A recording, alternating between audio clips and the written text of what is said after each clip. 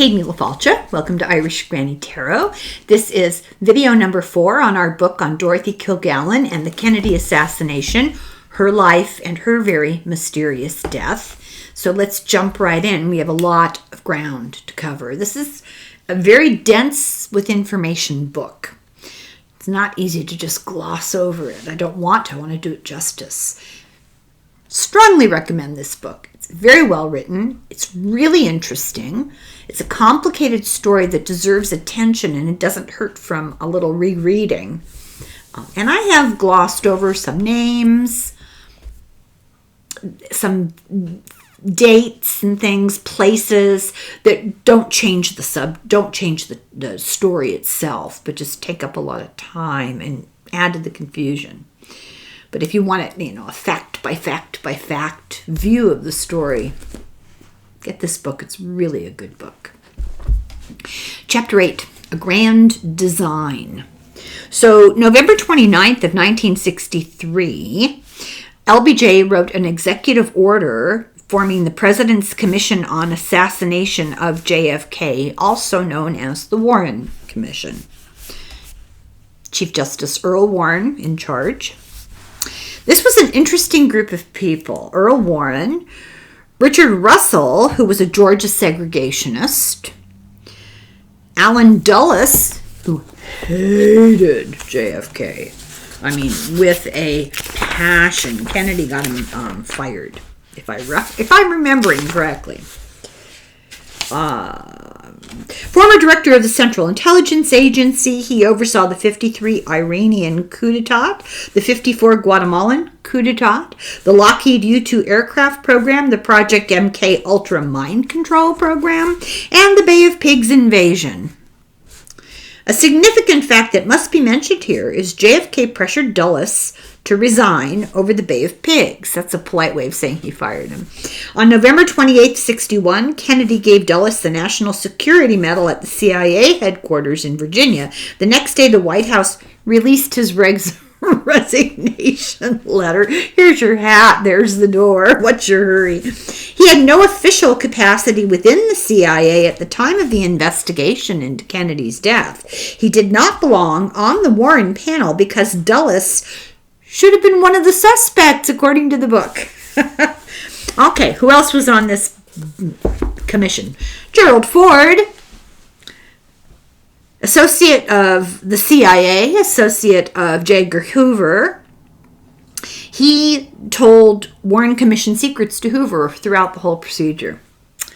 Hale Boggs, that name should ring a bell for a lot of people. He's from Louisiana. He was the father of his son, who also went into politics. I want to say something like Lindsey Boggs, but don't quote me on that. Also, the father of Cokie Roberts of NPR fame. The nepotism, you could cut it with a knife.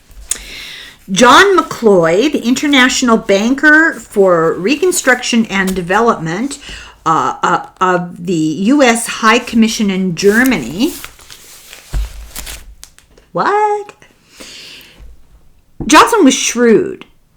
He had all government people in here, and they were all under his control. He was their boss. So, yeah, it was an independent commission. The Warren Commission, Justice Warren once said that the information released probably would never happen in our lifetime. Some people were coerced to be on the commission. Earl Warren was called into the Oval Office. He was threatened. LBJ was just awful. He was threatened. Johnson blackmailed some of the members to agree to participate. After Warren refused several times to serve on the commission, Johnson called him to the Oval Office, which was a taped conversation. This is not speculation. This is on tape. Hinting that, quote, Hoover told me about a little incident in Mexico City, after which a frightened Earl Warren began to cry, on tape. In the case of Senator Russell, the White House tape confirms LBJ alluding to scandalous behavior on the part of the senator and saying, I can't arrest you and I'm not going to put the FBI on you, but you're goddamn going to serve, I'll tell you that.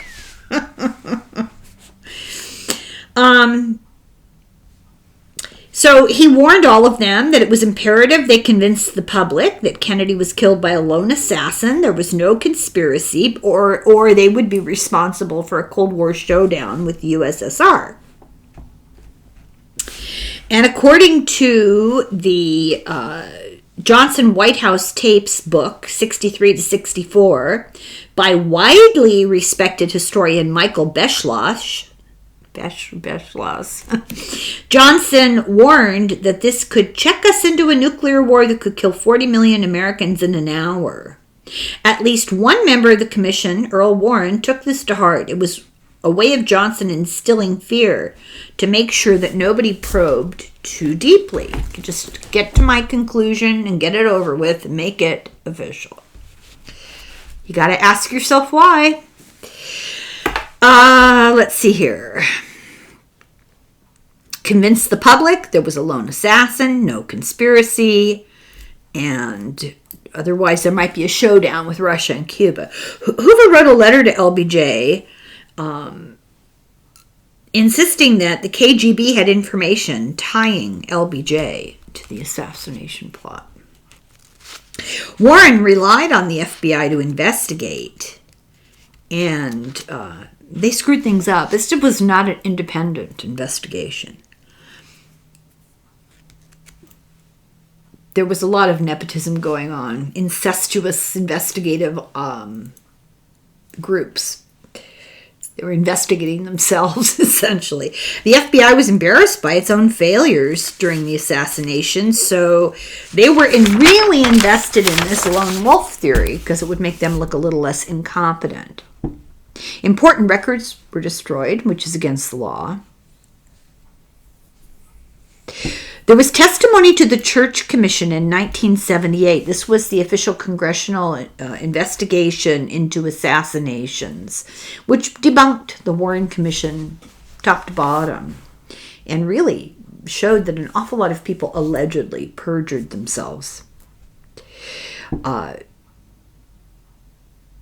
J. Lee Rankin told this about it, that there were disturbing, unbelievable reporting testimony from the FBI. Just their testimony was suspect. The FBI and the CIA concealed important information. The CIA and the mafia plots had a direct bearing on the areas of conspiracy which we tried to pursue. So the Church Commission, trying to figure out the corruption of the Warren Commission, but they were essentially strong-armed as well. A great investigative reporter was sent to Dallas to probe into all of this, somebody by the name of Martin Stedman. He had extensive investigative experience looking into the Senate. He did expect to find RFK inside this investigation, something going on there. He didn't find that.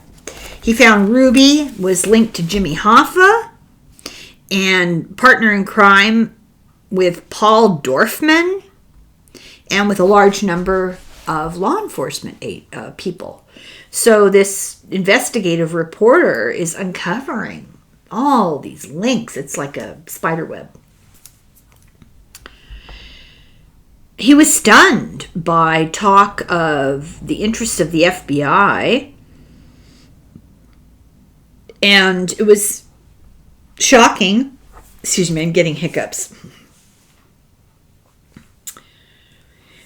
He got information. Stedman, this investigative reporter, uncovered all sorts of information and was really shocked that he would do interviews that nobody had pursued. He was like, what, nobody talked to you? What, are you kidding me? So why did Robert Kennedy, who was, if you remember, Attorney General, why did he let his organized crime strike force be unconcerned spectators? So this investigative reporter, Stedman, is saying, I fully expected to see Robert Kennedy all up in this. Brother of the killed president. FYI, the Attorney General. Why is he not investigating this? Why is he allowing his guys, his organized crime strike force, sort of sit back and do nothing? The Department of Justice never got involved. And this is a quote from Stedman, the investigative journalist. What the hell happened to them and thereafter? This seems to point at some weird conspiracy of organized crime, disaffected CIA agents, and criminal associates of LBJ, like these oil executives. What kind of weird mess was this? So, plan number 1, we now know that Robert Kennedy led efforts before this to assassinate Castro, to oust him in a covert mission called Project Freedom. And the person who had oversight of Project Freedom, led by Kennedy, oversight Alexander Haig. But there was a second widely divergent parallel covert strategy for Cuba being cooked up in the Kennedy administration. So this is by way of saying there were a lot of weird things going on at the time, and we're speculating here in the book potential reasons for this, because if you can come up with a reason, you might be able to figure out who did it. And like I said, it's like a spider web, this network of corruption. But there were a number of things that stood out that may have pointed to a motive.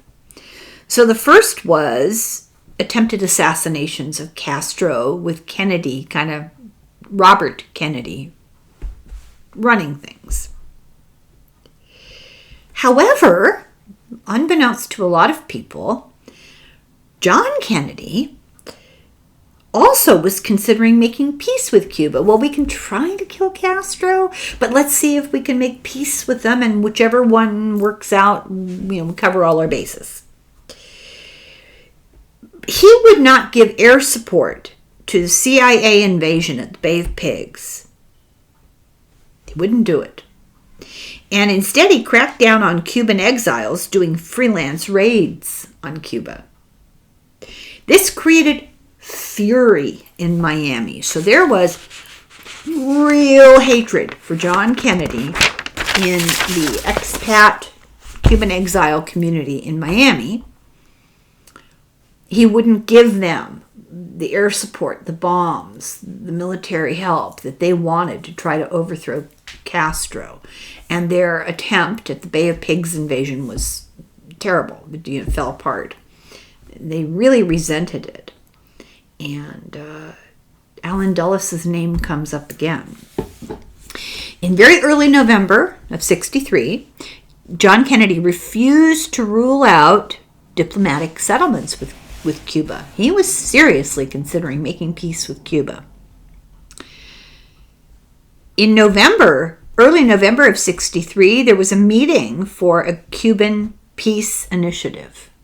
You don't hear too much about this.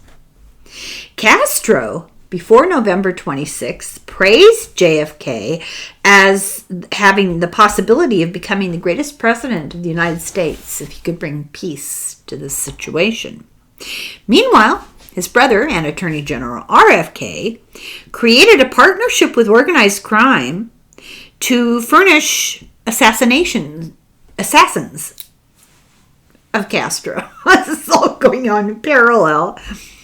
And acted surprised when he was told of the plot, but the evidence today shows that he was involved. So apparently there's documentation of evidence that two parallel paths, JFK publicly, openly, not publicly, but openly, going through diplomatic channels, trying to bring peace with Castro. Castro was all in on this. Meanwhile, his brother, Robert Kennedy, is hiring mafia assassins to try to kill Castro. It's ludicrous. When JFK pushed the peace plan, Castro would-be assassins were upset. The people behind them were upset. They already had a grudge against JFK because of the Bay of Pigs. So you had mafia assassins, CIA in the Bay of Pigs, Cuban exiles in Miami. They just redirected these assassins from Castro to Kennedy. They think that's what happened. Later, RFK didn't want this known because, he was up to his neck in it. And he kept the Department of Justice out of the investigation. So that's a very lengthy explanation for why, when this guy Stedman went down to Dallas and started trying to investigate, he was like, where's the Department of Justice in this assassination investigation? This is why they weren't there. The host of What's My Line, by the way, this is a little FYI. The host of What's My Line, John Daly, was married, you can't make this up, married to Earl Warren's daughter. He had to have known that Dorothy Kilgallen was investigating the Kennedy assassination because she told people, she was fairly open about it for a very long time until things got weird. And then she started telling people, yeah, I'm investigating it. Yeah, I'm writing a book, but I'm not going to tell you any more than that. But she was always carrying documents around. She always had files with her about it. The host of the show was the son-in-law of Earl Warren. That's unbelievable. So Kilgallen in December of 1963 criticized the lax security in Dallas, the very low number of police and security, and the very low speed of the limo. I mean, it was really not protocol, very bizarre. And the fact that everywhere else, a certain kind of check was done before the president's motorcade, but not in Dallas. Ordinarily, the Secret Service goes in, plots the whole route of the motorcade, and then goes to every single building, everything standing between point A and point B where the limos end, and talks to everybody in each building, inspects every single room in the buildings, looks out every single window, looks for possible ambush sites and all. And, they do this for weeks. This is not a casual thing. When a president goes someplace, there are, we read that book about the Secret Service. It was written after January 6th. They send in bulletproof, bomb-proof limousines are flown to where the president's going to be, and medical supplies, operating rooms in airplanes, and just all kinds of stuff. It's just kind of mind-boggling. Anyway, approximately 28 Secret Service agents were assigned, 12 to guard JFK and Jackie, and of those 12, 9 went out the night before, November 21st, drinking at an after-hours dive bar. And hours after the assassination, the owner of the bar was flown to Mexico. Not a one-way ticket to Mexico. Kennedy's Secret Service agents partied and drank, and then they kind of flaked out, and so they hired the Dallas Fire Department to guard Kennedy in the hotel. That's just insane. At the bar, George Carlin was performing, and he freaked the Secret Service out by intimidating Kennedy so well. They thought Kennedy had come looking for them. They heard this. They got freaked out. So the morning of November 22nd, they were sleep deprived, hungover. They were out till 5 o'clock in the morning. And some of them were probably still under the influence. Clint Hill got home by 2:45 because he was the responsible one. He had to be up at 6 o'clock that morning. He was the Secret Service agent who climbed on the back of the limo after Kennedy was shot. They had been doing double shifts, they were overworked, they were sleep deprived, and they had had nothing to eat but some bags of peanuts. No threat assessments were given to the advance team in Dallas. This is all really not within protocol. It's very unusual. Military intelligence at Fort Sam Houston, they were told to stand down. Ordinarily, there's a president coming, they would be on alert. In Tampa, 150 military units helped law enforcement to provide Kennedy with security, and also 400 Tampa cops and cops from other areas. In Dallas, 0. The motorcycle cops were ordered by LBJ's Secret Service at the airport to move to the rear of the motorcade. One cop said, "I'd never heard of a formation like that before, ever. I guess someone got an unrestricted view of them, all right."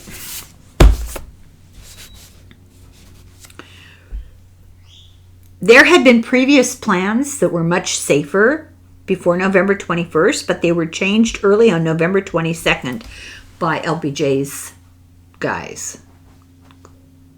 Why? You can see in the TV video that one Secret Service agent's arguing to assume his typical security position on the presidential limo. And you can see this. You can see him having a confrontation with his superior Secret Service guy, his boss, while these limos are moving. And he's like, "No, I'm supposed to be on the back of this thing." And he was told, "Go to the cars behind." And he was really upset. The body language, you can't misread it.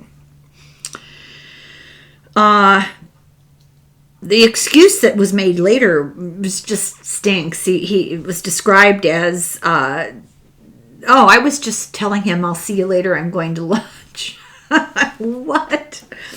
So the sequence of cars was rearranged. And we mentioned last video that the doctor who always accompanied the president everywhere. They have, like I said, medical personnel that go everywhere. This doctor usually is within access of the president at all times. But the morning of landing in Dallas, he was put on a bus with the press and sent to the rear of 24 cars. This is not typical. Then after Kennedy was shot and the limo with him went to the hospital, these guys didn't even know. They went all the way to the destination for lunch before the doctor found out what had happened, and then he had to try to hitchhike a ride to the hospital. Also, Kennedy's military aides were back in car number 16. That was unusual too. The guy who's called the bag man of the nuclear codes was all the way back in car number 22. So these are people that would be directly within eyesight of the president at all times. His military protection, his doctor, and the nuclear codes. They're all way at the other end of the parade. The White House press were in cars number 17 and 19. And they're usually positioned. President's car, a car called a follow-up car where Secret Service is in, and then the press, because they, the idea is to get the people the opportunity to see. It's usually a flatbed with cameras, so get people to be able to see what's going on. But they stuck them at the last minute. They got rid of the flatbed. They stuck them in these cars way in the back. Why? Why did that happen? Well, it prevented a visual record of the assassination. There was no press coverage. Ordinarily, there would be cameras running the whole time. They didn't allow it. Never happened before. It's very weird. The Dallas sheriff had agreed to provide full support to the Secret Service, but it was non-existent. All the street cops were told by the sheriff on the morning of November 22nd to be spectators and nothing else. One sheriff said, I noticed an unusual lack of Dallas Police Department people to hold the crowd back. It was just weird. The Dallas police chief later said that the sheriff got the order for all law enforcement to stand down from a phone call from Washington. The deputies in the crowd all agreed that the shots came from the railroad yard behind the grassy knoll and in front of JFK from the front. 16 out of 20 of them testified to this. 16 out of 20 police said the shots came from over in the front. 3 of the 20 had no opinion. And 1 said, oh, no, they came from the book depository. And no one was ordered to watch the windows. Usually they have snipers that are positioned to keep an eye out on all the windows if there's high rises. Nobody was. The route itself was unusual. It was a zigzag. They go direct. So there's a lot of experience and science that goes into how these things are planned. Would never have occurred to me. I don't know. I think they just got in the car and they went. It didn't even occur to me that they plan ahead, that the route will be the most direct straight line, because anything that is different from a straight line will slow the car down. You have slow down going around curves, slow down going up big hills, slow down if there's abrupt zigzags. And I've been to Dealey Plaza, and it is a weird, it's a very claustrophobic place. You see things in TV land, your perspective is distorted, so that you have to take things with a grain of salt. They look bigger and more panoramic on camera. You go to the place and it's little and cramped and claustrophobic, but the Dealey Plaza is just these looming buildings and weird curving roads. And what happened because of this route, the limos were big and they had to slow down to negotiate the route without, heading off onto the sidewalk. And they actually went down to like 11 miles an hour, which is just ludicrously slow. And they said this just created this perfect scenario for crossfire, a perfect spot for murder, and a unique opportunity for shooters from 3 different directions at the same time.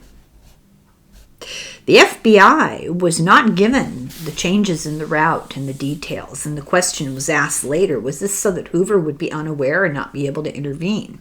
The Secret Service typical protocols, were not followed. The number and location of agents, like the guy on the back of the car, he should have been. Why did Clint Hill leave the limo 90 seconds before the shots? That's a question that's never been answered. Was he told? I mean, he got off this limo, and then there was an argument about it, and why? Why did that happen? Explanations that have been offered over the years, when they were heading to the freeway, it would be too dangerous for the agents to be on the running boards. Agents knew that this spot was very vulnerable, and they made themselves scarce, is what's being said here. The Secret Service didn't react to cover Kennedy at the first shot. They're trained to. We've all seen coverage of Reagan being shot. Secret Service agents ran and threw themselves on him. That's their training. That's what they sign up for. They might have been able to just shove him down in the car and prevent that fatal shot. But they didn't react. Only Clint Hill reacted. It's like he got left out of the loop, The Secret Service guy in charge, who ordered the agents what to do, got a promotion from Johnson, and he was made White House press secretary, and then he was assigned the job of keeping a lid on the Johnson staff and what they talked about publicly. Why did the Dallas Police Department officially end its security 1 block short of Dealey Plaza? In 2021, Speak of the Devil. This is the book that we covered. I couldn't remember the name of it or the name of the author because facts.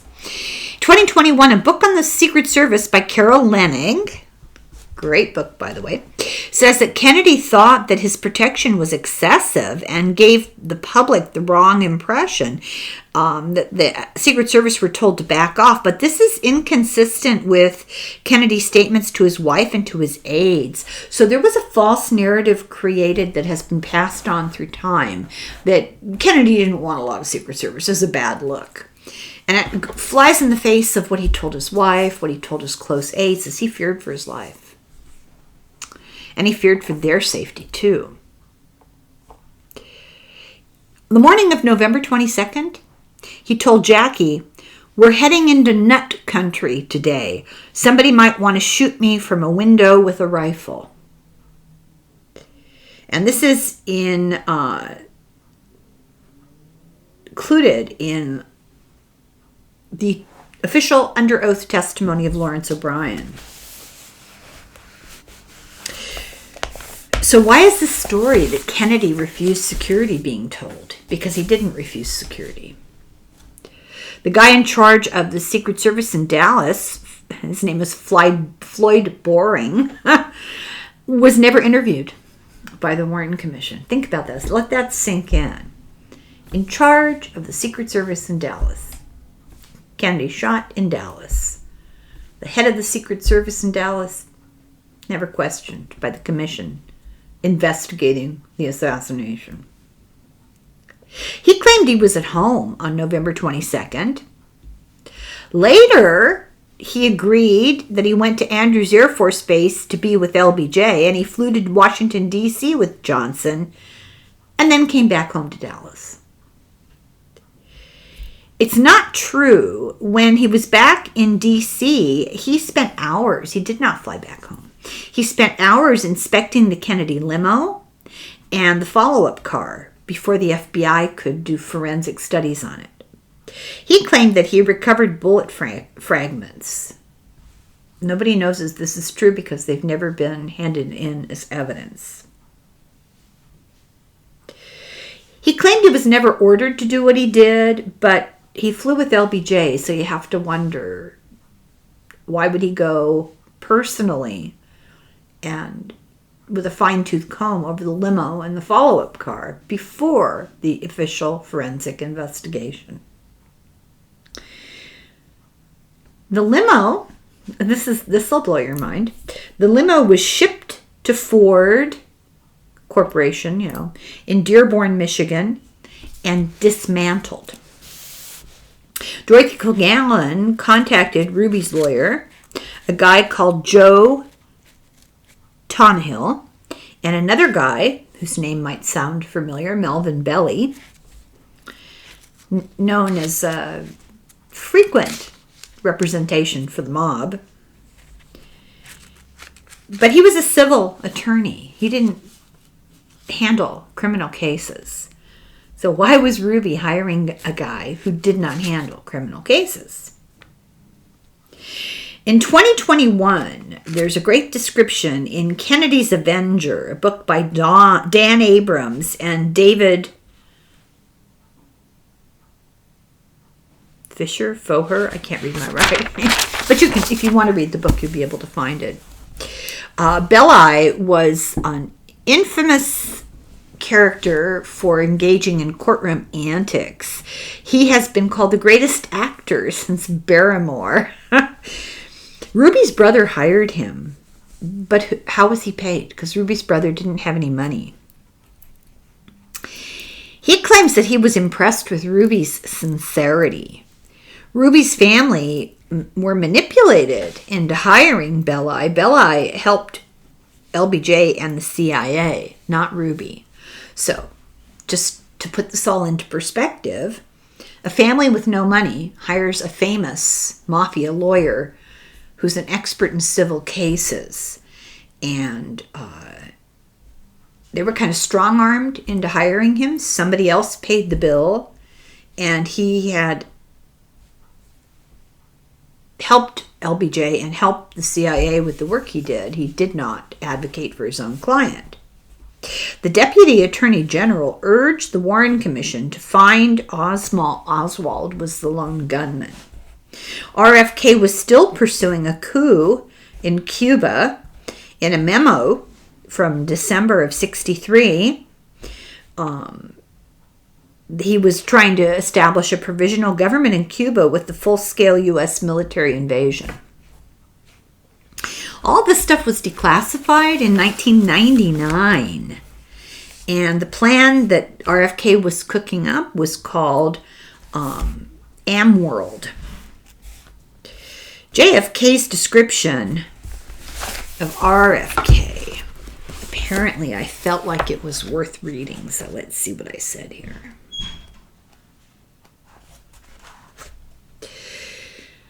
Oh, this is hard for me because I really liked Robert Kennedy. He changed. One of the rare people who really did change. Kennedy said that his younger brother was a kind of nasty, brutal, humorless little fellow, moody, taciturn, brusque, and combative. Spoken like an older brother.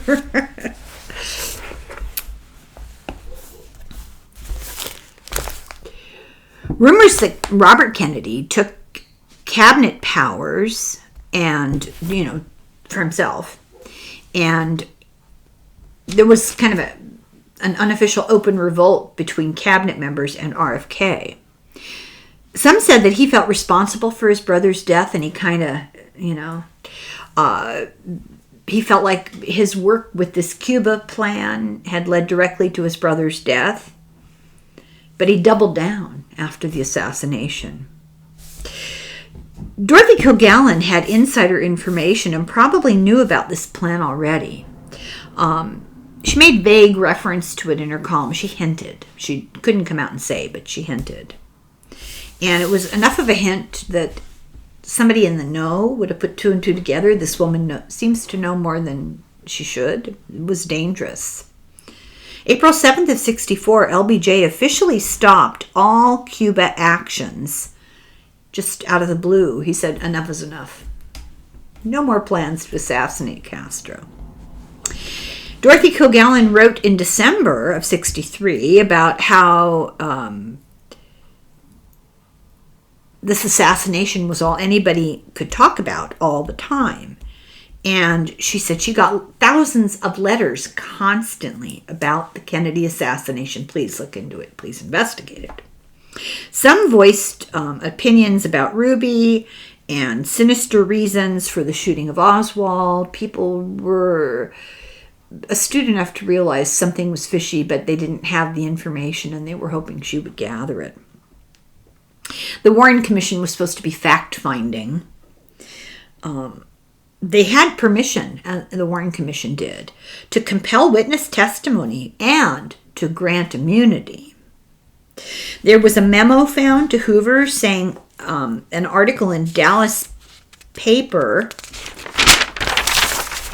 describing the shot to Kennedy's back and an exit in his throat, and that this memo said this does not agree with the autopsy.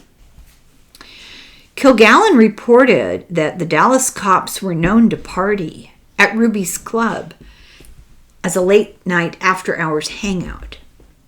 Later, Kilgallen revealed other secrets of the Dallas Police Department. Truman wrote an op-ed on December 22nd of 1963. He decried the CIA's abuse of power. There was a lot going on then.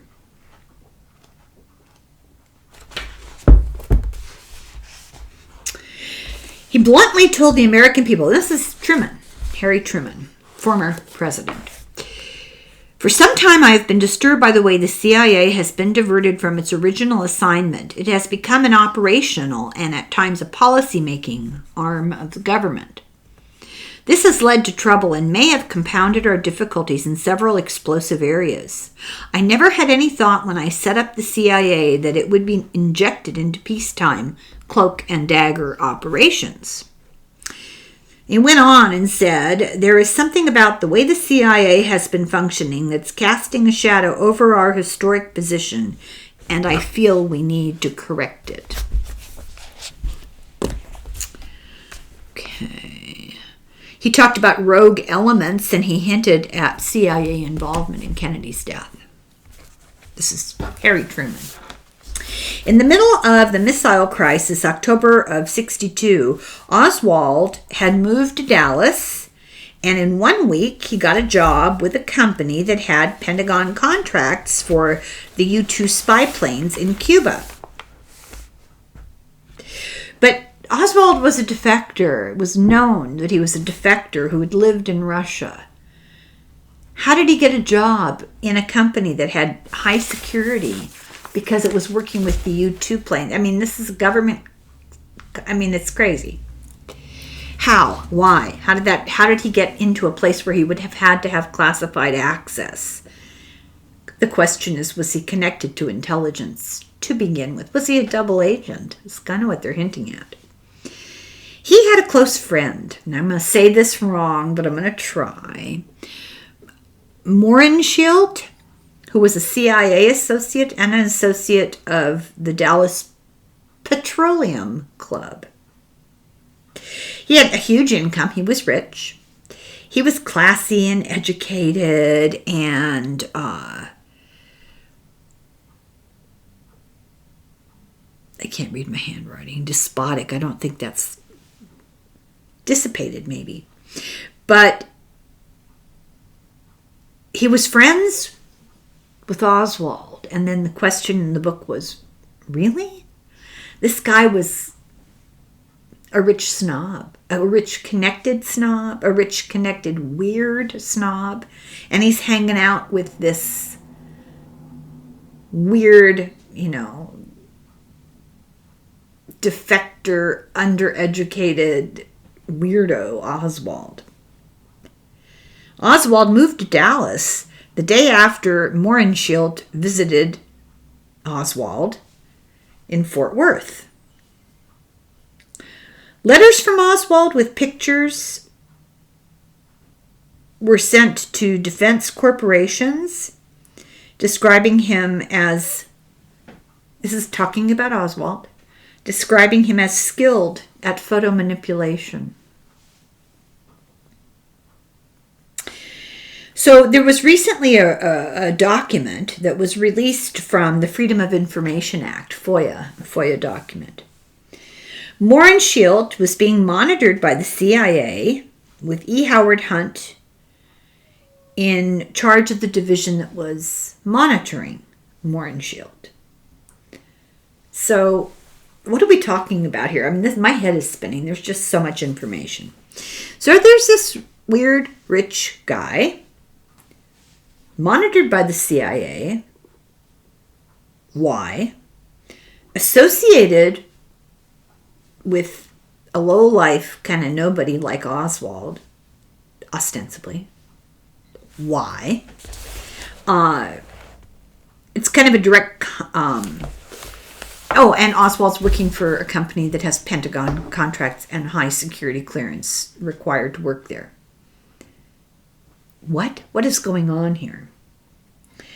Hunt, on his deathbed, confessed, now this is E. Howard Hunt, not the oil guy, this is the CIA guy, confessed on his deathbed that he knew about the assassination conspiracy before it happened, and it involved high-level CIA people, including directly Allen Dulles. A letter was found inviting Lee Harvey Oswald to speak to a Jesuit philosophical students group about life in the USSR. And then a letter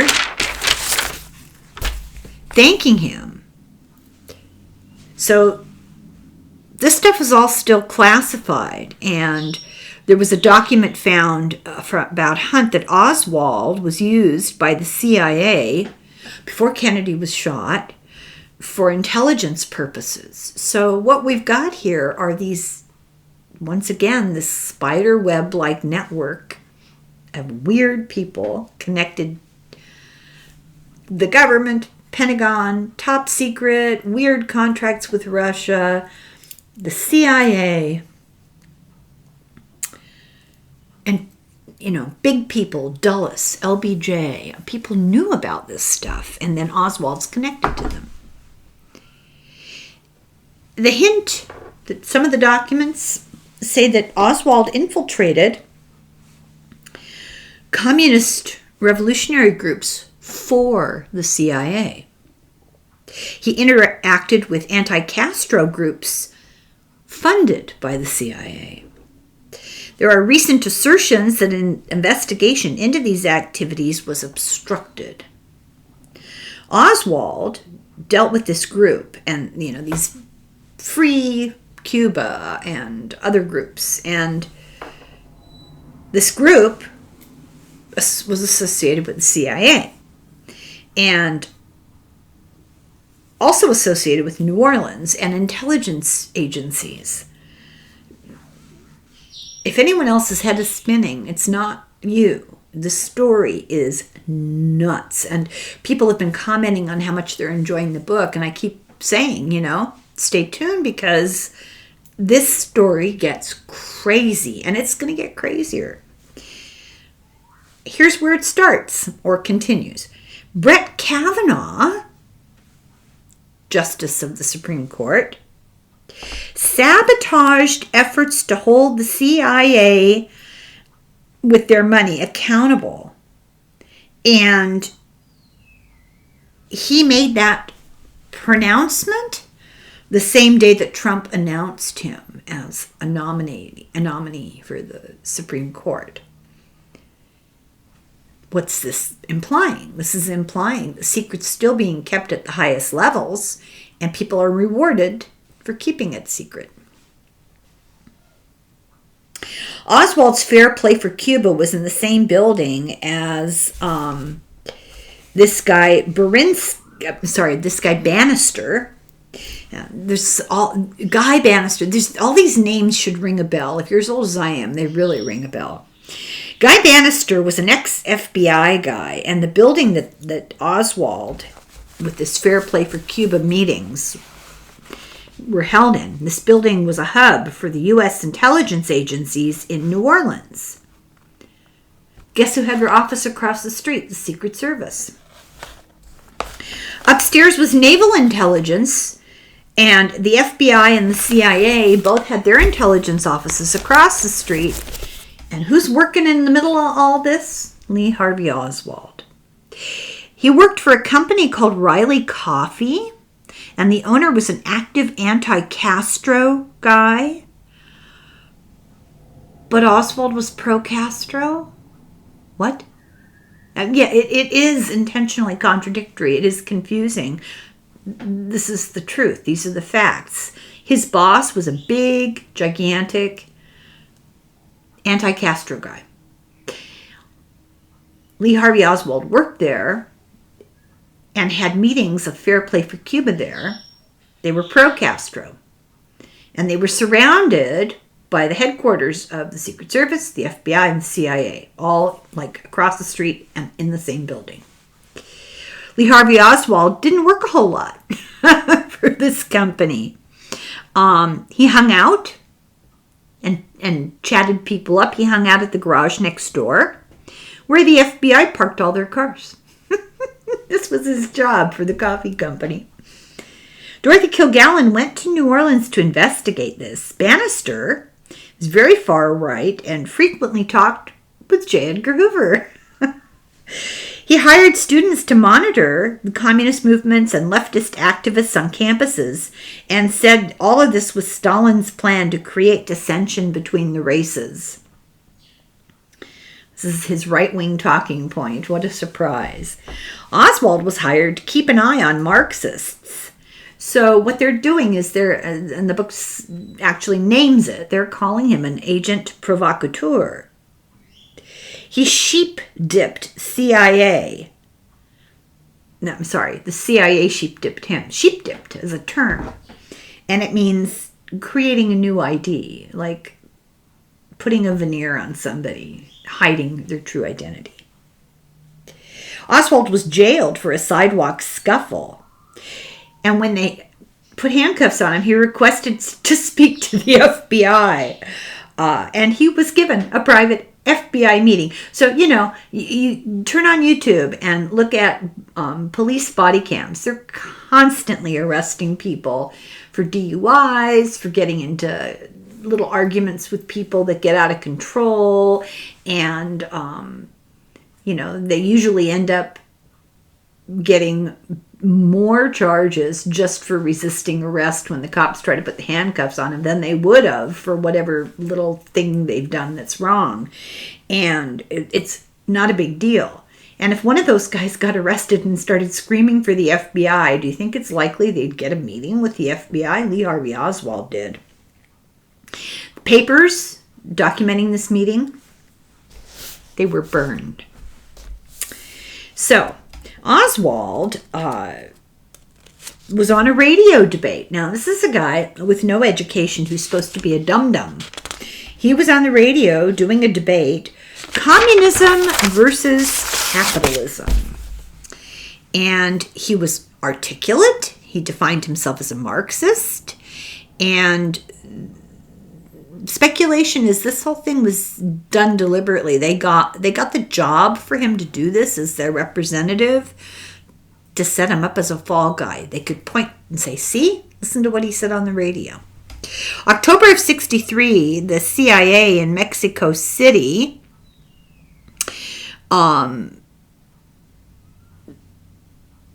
there was according to the CIA in Mexico City, there was a suspicious call to the Russian embassy from a guy called Harvey Oswald.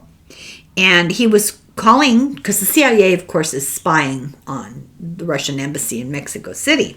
This call comes in from a guy who speaks broken Russian, calls himself Lee.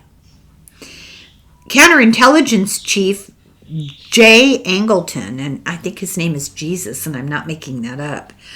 He lied about the CIA interaction with Lee Harvey Oswald. So they've got these tapes, documents proving something was going on here between Oswald and CIA. And counterintelligence said, okay, we didn't know anything about Oswald, and this chief did interact with him. The Church Commission in 1975 criticized the Warren Commission for ignoring Oswald's contacts with pro and anti-Castro groups. Yeah, make up your mind, right? Many say, God, fancy this, he acted like a spy. Isn't that funny? Everywhere you look, there was Oswald. He had his fingerprints on all sorts of things in U.S. intelligence. This is according to Senator Richard, I'm going to mispronounce this, Schwerker. For 18 months, the CIA was reading Oswald's mail. And this was done specifically by the CIA office that spied on spies. The CIA was worried that he was a double agent. Let's see how we're doing here for time. This is a very long chapter. Okay, we'll just do another little bit. So they thought he was a double agent. The CIA guy from this office was the only unknown person in the room when the Warren Commission interviewed Marina. It's like, who was this guy and why was he in the room? Speculation says that it's clear that he was doing undercover, Oswald was doing undercover operations for the government. Who knows what Oswald was up to, but he wasn't a babe in the woods. He wasn't innocent and he wasn't a lone wolf. There's just all this mess about who he was associated, playing one side against the other.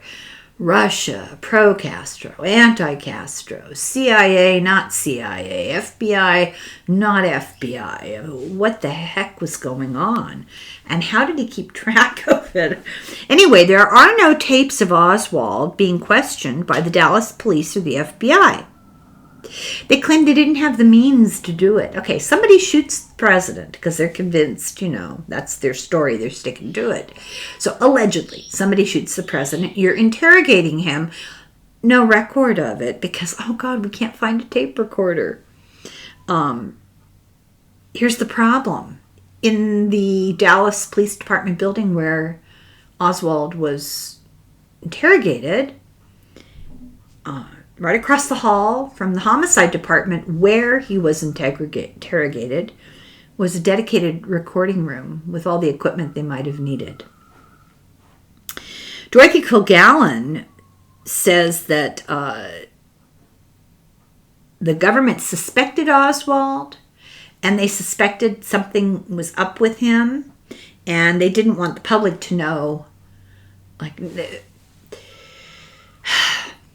Mainstream government, mainstream's the wrong word, is why I'm hesitating, but legitimate government may not have had knowledge about any of this nonsense. These guys are all need to know, secret, spooky, weird stuff. Like the right hand doesn't know what the left hand is doing, and they're all up to no good. But the mainstream may not have known that, your senator on the street might not have been aware of what was going on, but they also didn't want the public to get wind of all of this because this is a mess, right? So they're pretty sure that there had been a conspiracy to shoot Kennedy in Chicago in November 2nd of 1963. And